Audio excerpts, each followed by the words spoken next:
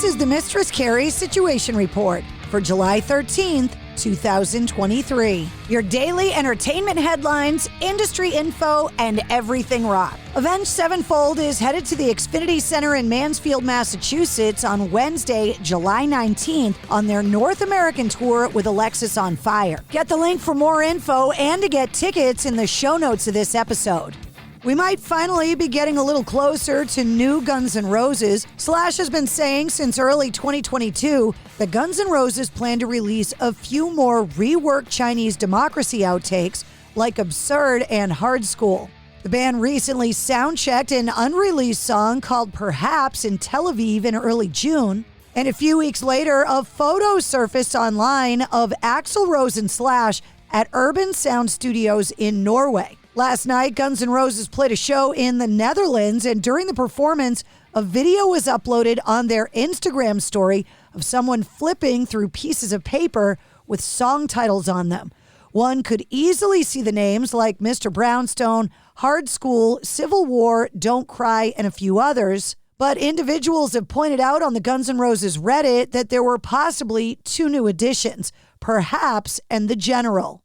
An unissued song by Christine McVie called Little Darlin' has been released on what would have been her 80th birthday.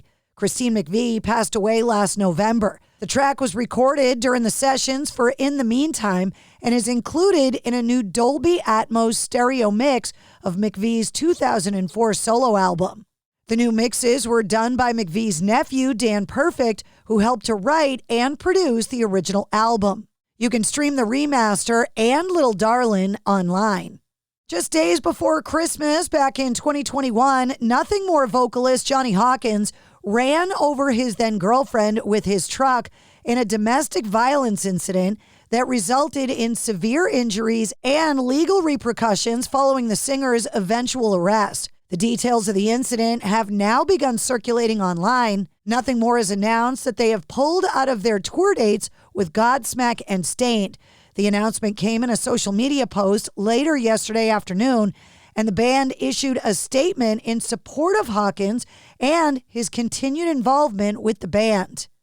Johnny Hawkins also released a lengthy statement of his own on Instagram. You can see both of the statements online. The 2023 Emmy nominations got announced yesterday on the eve of a possible actors' strike. The Television Academy announced the nominees for this year's awards, with HBO series Succession receiving the most nominations with 27. The Last of Us received 24 nominations, and The White Lotus came in third with 23. Barry also received 11 nominations.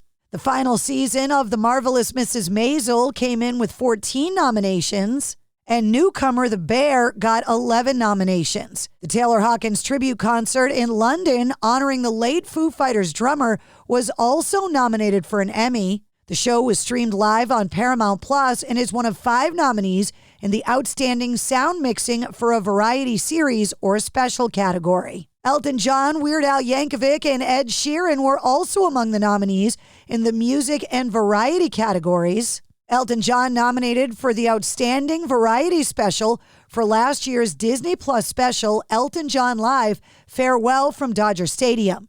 If Elton John wins, he will secure EGOT status, being just the 19th person to receive an Emmy, Grammy, Oscar, and Tony. Ed Sheeran nominated in the Music and Lyrics category for the Ted Lasso song, A Beautiful Game. Show composer Tom Howe, Jamie Hartman, and Sam Ryder are up in the same category for the Lasso song, Fought and Lost, while Weird Al Yankovic is nominated for the song Now You Know from his comedic biopic. Weird, the Al Yankovic story, also got Daniel Radcliffe an Emmy nomination for portraying Weird Al. Adam Blackstone is nominated twice in the music direction field for his work on Rihanna's Super Bowl halftime show and the Rock and Roll Hall of Fame induction ceremony special. The awards themselves are currently scheduled for September 18th at 8 p.m. on Fox and may be postponed if the Screen Actors Guild strikes. No host has been announced for this year's ceremony. Meshuggah announced yesterday they'll return to the U.S. and Canada for a 19-date tour this fall. The tour kicks off November 21st in San Diego and runs through December 16th in Quebec.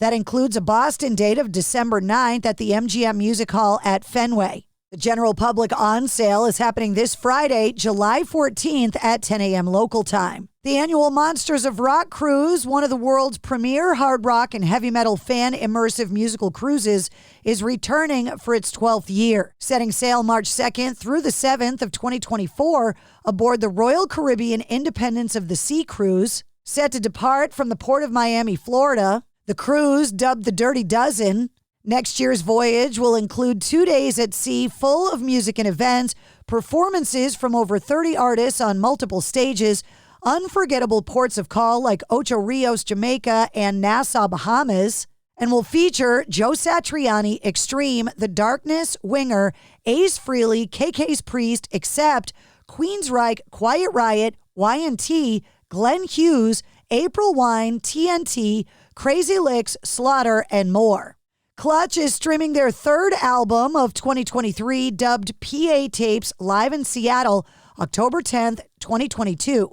The album features the band debuting Worm Drink live for the first time ever, as well as a cover of Black Sabbath's Lord of This World.